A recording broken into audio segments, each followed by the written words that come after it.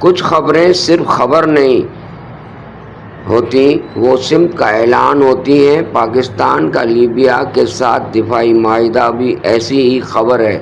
یہ سوال نہیں کہ پاکستان اسلحہ دے گا یا نہیں، اصل سوال یہ ہے کیا پاکستان اب کھیل میں داخل ہو چکا ہے؟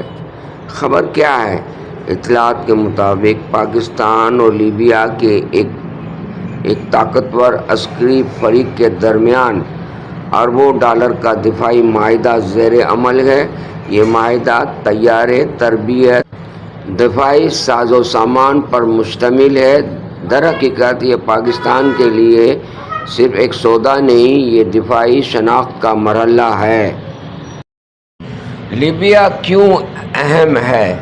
لیبیا صرف ایک عرب ملک نہیں، یہ افریقہ کا دروازہ، یورپ کی دہلیز، مشرق وسطیٰ کا بفر ہے۔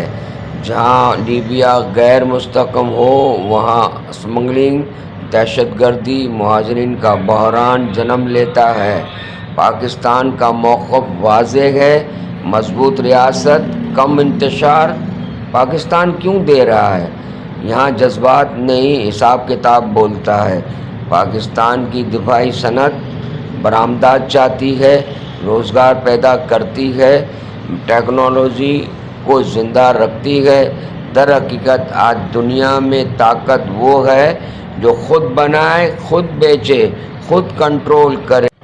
پاکستان اب خریدار نہیں، سپلائر بن رہا ہے۔ اب آتے ہیں امریکہ کہاں کھڑا ہے؟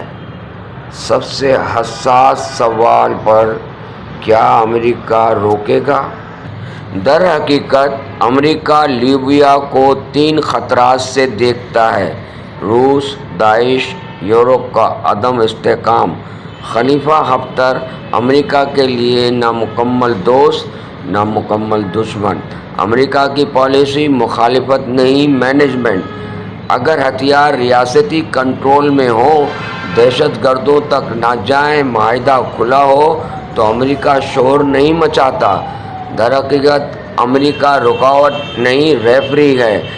اب اقوام متحدہ کی پابندی، در حقیقت پابندی اندھی نہیں ہوتی، قانونی راستے موجود ہوتے ہیں۔ جو قانون کے اندر رہ کر کھیلتا ہے وہی دیرپا کھلاڑی بنتا ہے۔ در حقیقت پاکستان اب کمزور معیشت نہیں، مضبوط ریاست ہے۔ تاریخ میں وہی قومیں زندہ رہتی ہیں جو صحیح وقت پر صحیح میدان میں اترتی ہیں۔